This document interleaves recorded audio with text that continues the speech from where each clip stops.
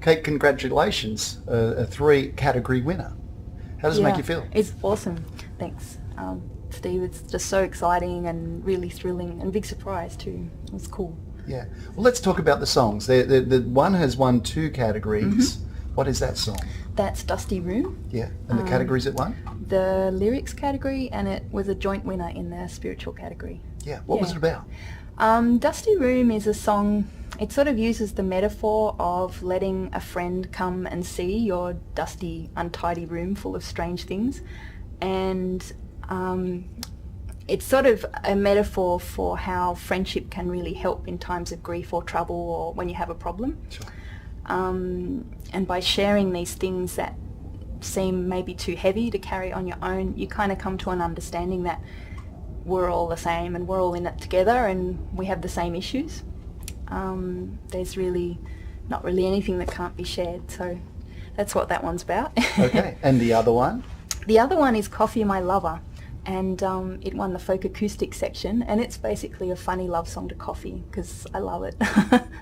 Right, yeah. So, yeah. Can I ask you how you come about writing your songs? What's your method of putting a song together and composing? I guess I do a lot of sort of writing off the top of my head. I really love The Artist's Way by Julia Cameron. She talks about getting up in the morning and writing your morning pages, so just 3 pages of whatever comes into your head without censoring.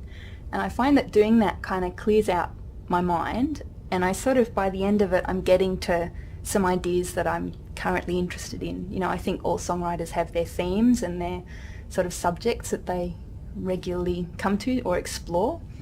And if there's something I'm particularly interested in, sort of quirky things in nature or things I've noticed, or I love sort of examining a small detail and broadening out into more general themes.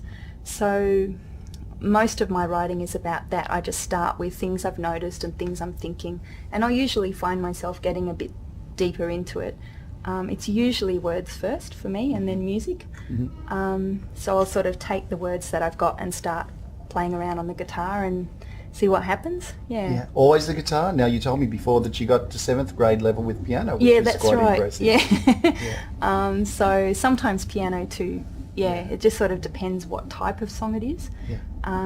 Usually for my folk songs these days it's guitar, so but it could be either. Right. What are you hoping to achieve with your songwriting? Gee, that's a good question. I think what I like most is the conversation that you end up having with other people who hear your songs and get something out of them. So I think for me it's about really getting really good at the craft, you know, as good as someone like Paul Kelly or Leonard Cohen or Kate Bush or all of whom I really like, and to the point where you can really express something and somebody else can go, yes, and it can be very meaningful for them. One of the things I really enjoy in performing is that you have all this time on stage and you sing your songs and then you come off stage and people talk to you about their own experiences and what they've related to. It's fascinating. So then the loop is complete, you know, it's like the conversation has occurred. It's great. Now, you've actually achieved something that a lot of people would like to do, is that you're making a living out of your music now. At the moment, somebody asked us the other day if we were making a crust, and we said, about a crust. That's about right. It's I'm on tour at the moment, so we're just doing the thing at the moment. I don't know if that will continue or not, but for the moment. Yeah. Where do you see yourself in 5 years' time? I'd love to be playing some bigger venues and playing overseas as well. And I have some other musical projects that I'd like to develop. What are they? Well, I play sometimes for children. I have a lot of kids' songs, and I'd like to really grow that. And I write science fiction songs, mostly on piano actually, under the name Fildenstar. So I'd really like to develop that a bit more too. So it's a sort Where'd the name for that come from? I just made it up. Oh, good. Yeah, they're sort of adventure songs from other dimensions, and the aim is to make them very realistic and believable and so on. So that's another project. Now, you have lived in France. You speak French. Would you be going back there to do more gigs and stuff? I'd love to. That would be wonderful. And that's actually where I started performing. Right. My friends and I used to do small sort of apartment concerts, and I kind of plucked up the courage to play some of these songs that I'd started writing, and you know, somebody else would come along with their violin or show off their artwork, or it was great. I'd love to go back, and yeah. Europe would be great. How many songs have you got in your catalogue now that you've written?